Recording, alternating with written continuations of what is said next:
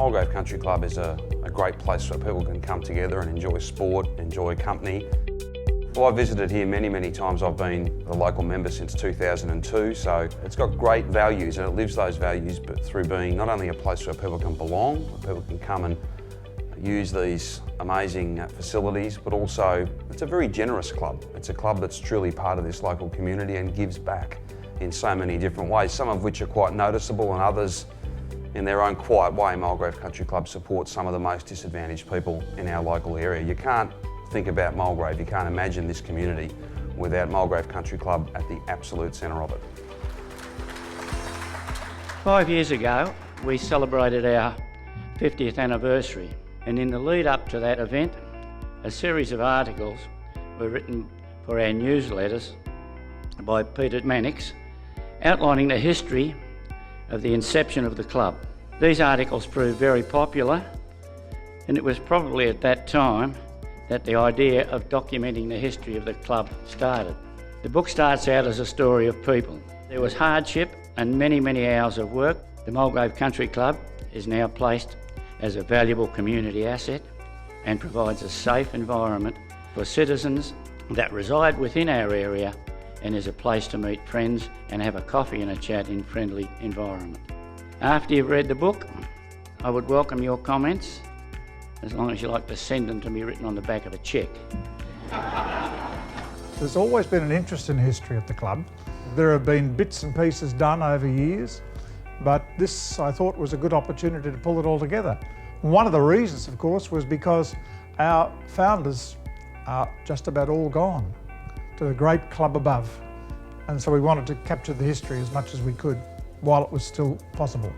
I think when the 100th celebrations come, there's something that they can go back on, and it's not going to be forgotten, and it will be there for prosperity now. The title of our book is actually From Tin Shed to Community Icon. When the locals first bought this block, they had to borrow an old tin shed that belonged on the neighbouring block. So now we've gone all the way to this magnificent building that we have here. So it's now a community icon.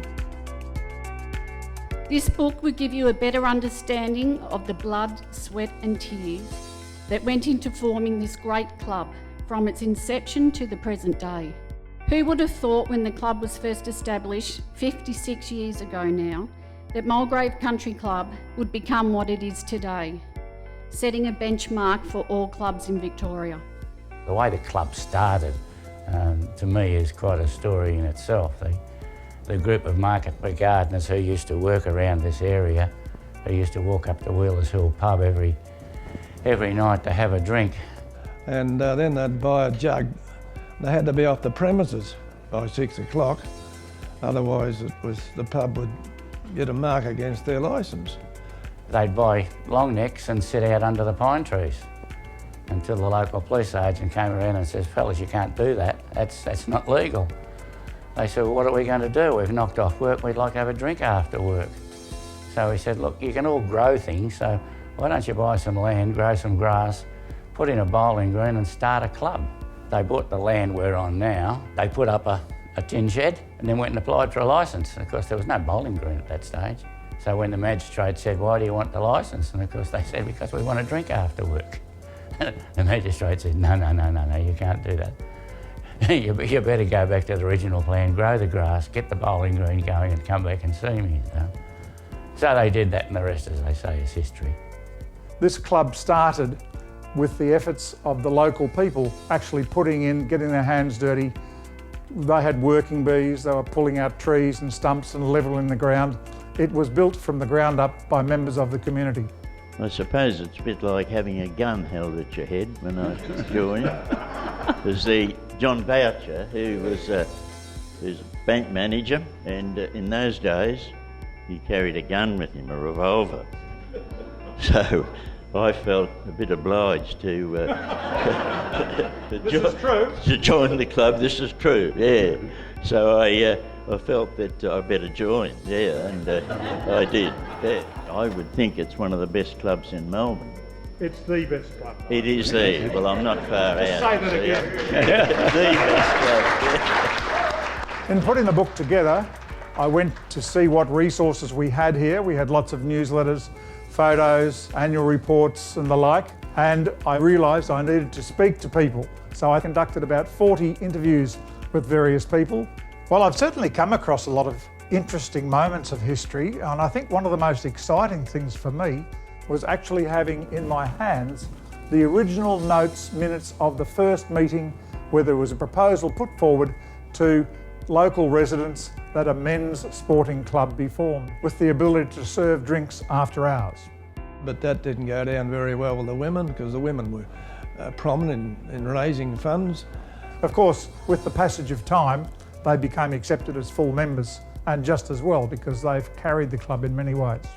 I've been here for 21 years and I worked in the tin shed after maybe 1 or 2 extensions. So I lived through the first redevelopment in 2004 and I was actually operations manager at the time, and it was supposed to be completed in January of 2004. When it came to May, we had 3 functions booked on one night and we couldn't move in. And we said, we've got to move in. We gave the builders an ultimatum, we need to move in, we have 3 functions booked.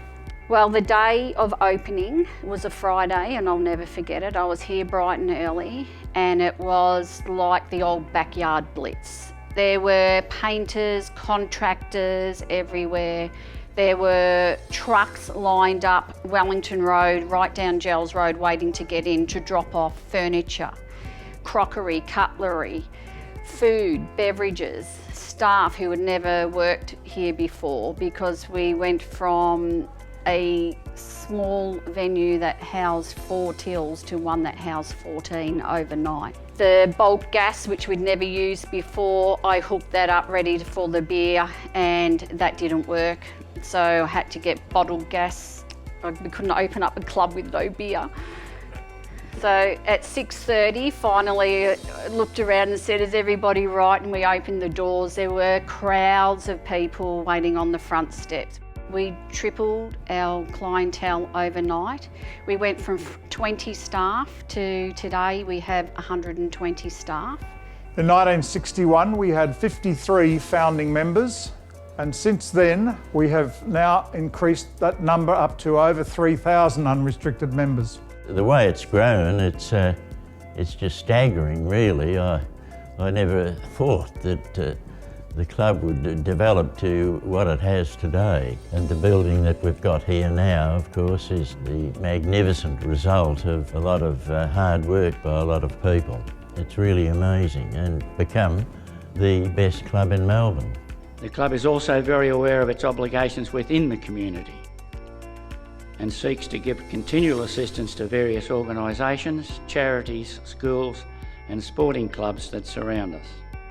Last calendar year, the club donated in excess of $230,000 in this area. It was pleasing to note that this was acknowledged at the recent Community Clubs Victoria Awards night, with the club winning the award for the Best Community Welfare Program. It doesn't all go back to the club.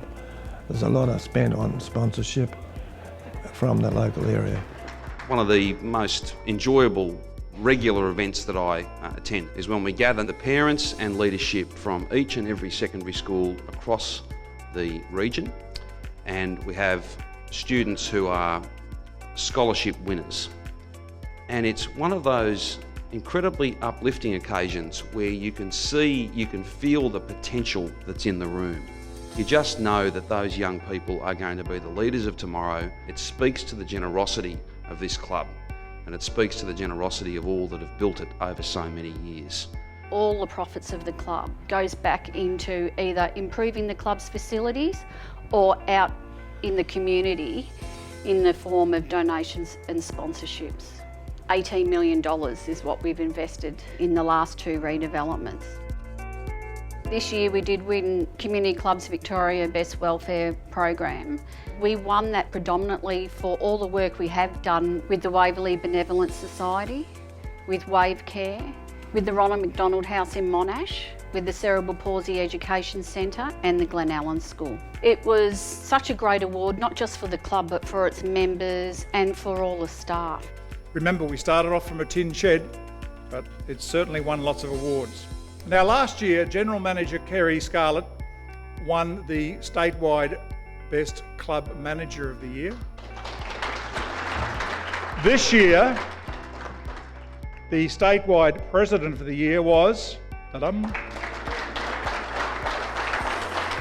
I don't know what actually Kerry put in the nomination form.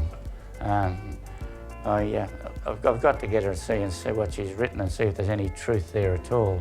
It made me exceptionally proud. It pretty much blew me away. But what I really like about the award was that it highlights the Mulgrave Country Club. As someone who calls Mulgrave my home, I can't imagine our local community without this cornerstone. The values that matter, people coming together, a place to belong, a place to be supported and to support others, a place of sport and physical activity. From humble beginnings, from a tin shed to a community icon, 55 years, a history of the Mulgrave Country Club. I couldn't be prouder than to lend my support to that work and the work of the club and to officially launch this book. A book that should fill not only its authors but all of those who've had a hand in creating this amazing facility and great club. You should all be very, very proud. Thank you.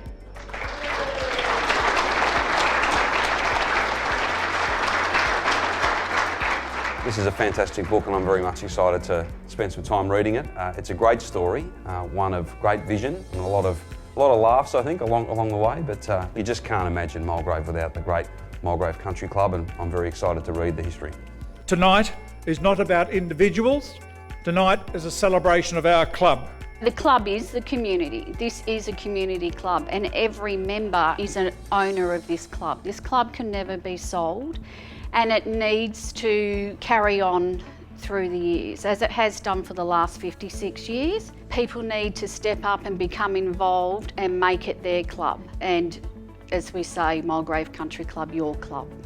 I would like to thank the Premier, Daniel Andrews, for taking time out of his busy schedule and his sick bed to launch our book, to all our industry partners, members, guests and staff. Thank you all for attending and being a part of this historical moment in the life of Mulgrave Country Club.